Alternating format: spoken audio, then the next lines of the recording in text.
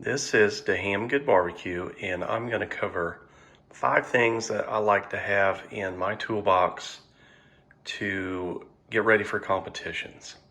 The first one I want to cover is my coffee grinder. I have a spare coffee grinder, and I put barbecue rub inside this and grind it into a fine powder, because that is going to be my finishing dust. So I might do 2 or 3 different styles. I might do a sweet, I might do a spicy, and then I might do a sweet and spicy. And that will be my finishing dust that I put on my competition meat, whether it's chicken or ribs or brisket, whatever flavor profile I'm looking for. This will be my finishing dust. And then what I'll do is I'll put this in my sifter, and you'll see that here in just a second. So, I went over the coffee grinder. We put some seasoning in the coffee grinder, ground it up, and it becomes a fine powder. I then put that in my sifter. What happens is when you grind your barbecue rub up into a fine powder and put it on warm meat that has warm sauce, the powder will end up melting into the sauce of the meat. This keeps the barbecue rub from basically being gritty. So you can also up your flavor profile. So if you want it a little bit more spicy or a little bit more sweet, or sweet and savory, you just hit it on your ribs or brisket, whatever you're basically dusting before you put it in the competition box. So for instance, this is just an example, a little piece of chicken here, and we're going to give it a nice little dusting. It's a fine powder. Now, this chicken isn't real hot right now, but if it was a competition style chicken, that sauce and that meat would be hot, and it becomes a very fine powder. So you can change the flavor profile right before you turn into your box in case it's missing a certain style of spice that you're basically looking for. But coffee grinder, sifter, 2 things I like to keep in my toolbox. And then we got a couple other things to show you. All right, 2 more things I like to have, and sometimes it's a little bit bigger than this. It's obviously a little squirt bottle. That's what you put your sauce in, and then of course you can glaze your ribs, chicken, brisket, burnt ends. But the trick really isn't this. It's actually these cups. I like having these little thermos cups because they keep the heat for 4 to 6 hours. So what I usually recommend for a team, especially for competition, is let's take a few steps out, because it does get hectic when it becomes time to turn in, that 12:30, 1:30 time to turn in your boxes. So one thing you like to do is put hot sauce on hot meat.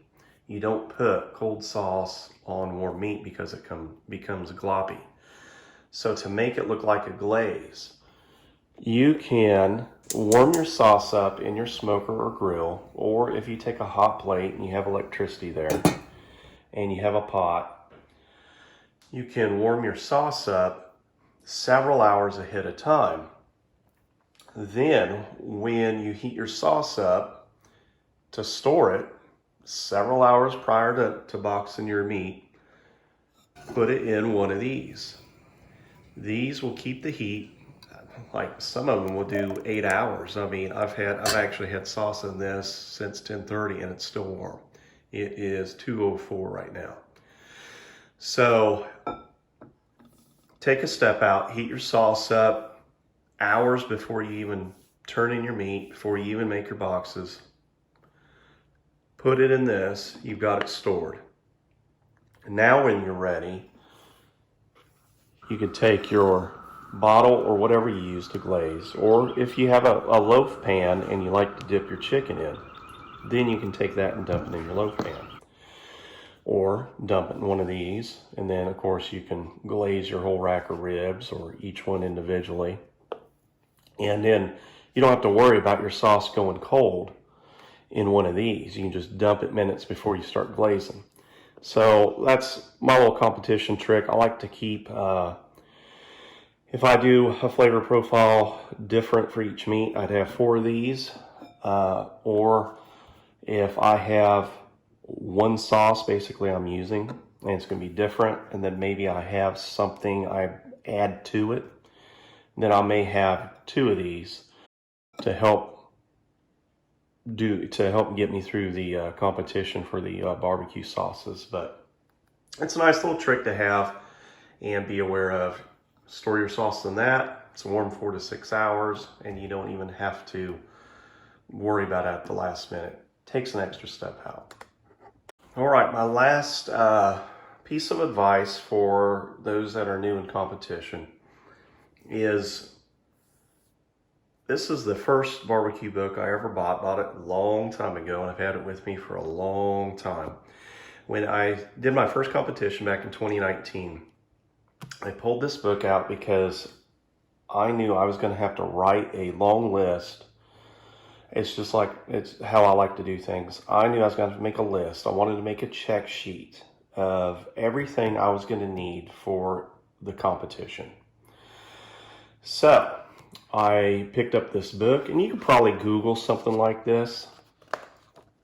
And Paul Kirk has a real good chapter or a couple pages in here. And basically, it's just a long list of items that you may need to consider for your competition. So here's what he brings for cooking. You could break this up in, if you do ancillary contests, or like if the sponsor or somebody has like a sausage or wing ancillary contest aside from the barbecue contest, you could break this up into what I need for the barbecue competition, what do I need for the ancillary contest. And maybe things like can opener or disposable cutting boards, or maybe you want to hold your meats in a cooler or a Cambro. I like to make a list 1 week prior to the contest, write everything out, pull everything that I need that I keep in totes, and then I start separating everything and organizing. And I just go down, meat thermometer, tin foil, got all my foil pans, plastic Ziploc bags if I need them. But the point is not to just show you this book, it's to show you just a nice check sheet that I would highly recommend for any team to do this. And I know I'm going to do it even if I become a seasoned cook. It's just something that gives me peace of mind 1 week prior to the contest, that I know I've got everything organized, checked off, everything I need. And also, after you check everything off, you may realize there's a few items that I don't have in here that I need to get at the last minute. And what I usually do is, so about 1 week prior, I go through this, and then 48 hours to the contest, a couple days right before, I go back through it. And just to have peace of mind, I do another check off just to see if I need anything else with that. So hope that helps any new competition cooks. Maybe this gives you a couple of different ideas how to approach flavor profile with the dusting, keeping your sauce warm, getting things organized. Last thing you want to do is show up to a contest and you forgot an important item. Anyway, good luck to all the people competing this year. This is Derek Kimball, the Ham Good Barbecue. We have an Instagram account. Subscribe to our YouTube. We're on TikTok. We plan on doing more of these little tidbits for competition cooks, and hope you enjoy this. Hit the subscribe, like us, find us on Instagram, and good luck to everybody.